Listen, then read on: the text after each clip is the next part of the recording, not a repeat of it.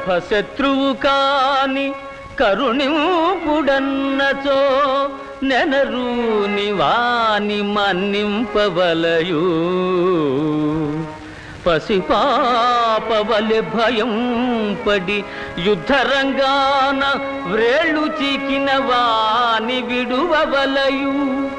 పుట్టలెక్కిన భీరువుల మీద కసిబూని పెనగరాదు,